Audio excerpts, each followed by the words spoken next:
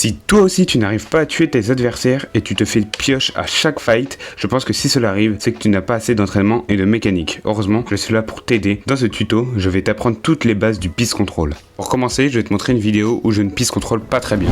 Là, on peut voir que je me prends une balle bêtement car mon personnage n'est pas dans la bonne position, donc je ne suis pas bien protégé. Puis je ne fais pas de décale à droite, ce qui crée un 50-50. Ce que j'aurais pu faire, c'est attendre un peu pour faire la décale à droite. Et du coup, au lieu de faire une fenêtre, j'aurais pu faire une décale à droite. Pour m'aider à améliorer tout ça, je vais pouvoir m'entraîner sur 3 maps. La première map sera composée de plusieurs exercices. Comme on peut le voir, il y a basique, avancé et tunnels. Mais les tunnels, on va pas les faire. Je vais vous présenter les 2 basiques. Bien sûr, pour tout bien exécuter et pour m'entraîner, je prends mon temps lors de l'entraînement. Pour retourner au lobby, je peux soit tirer sur le bouton bleu ou soit danser. Ah oui, j'ai oublié de te dire, reste bien jusqu'à la fin de la vidéo car j'ai créé un programme spécial pour les débutants, les avancés et les experts. La deuxième map sera du peace control tunnel.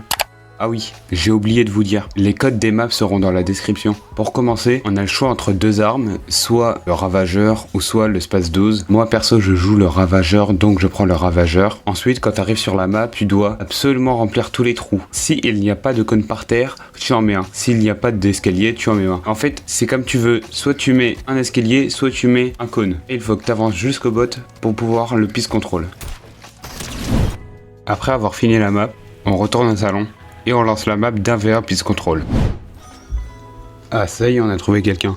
Je fais ma partie et je vous rejoins tout de suite dans le lobby. Pour pouvoir maîtriser le peace control, il faut que tu te fasses une routine. Ça tombe bien, c'est déjà fait. Pour le niveau débutant, il faut que tu fasses tous les exercices de base environ 15 fois pour la première map. Sur la deuxième, faire au moins une fois la map en entière. Et sur la troisième, finir au moins une partie. Pour le niveau intermédiaire, faire tous les exercices de base environ 30 fois sur la première map. Faire au moins une fois la map en entière. Et sur la troisième, finir au moins 2 games. Pour le niveau avancé, faire tous les exercices de base environ 5 fois sur la première map, sur la deuxième faire au moins 3 fois la map en entière et sur la troisième map finir au moins 5 games. Quand tu sais peace control, c'est bien de savoir qu'il y a des astuces pour t'améliorer.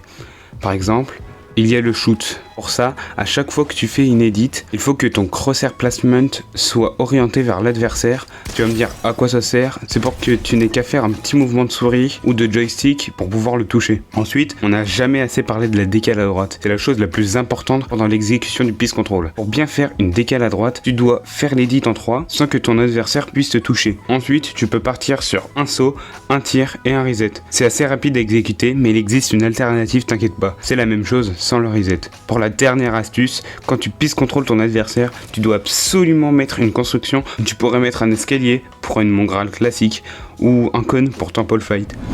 En tout cas les amis, c'est la fin de la vidéo, j'espère qu'elle vous aura plu, n'hésitez pas à mettre des likes et si vous avez des questions, posez-les-moi en commentaire. On se retrouve pour la prochaine vidéo. Ciao.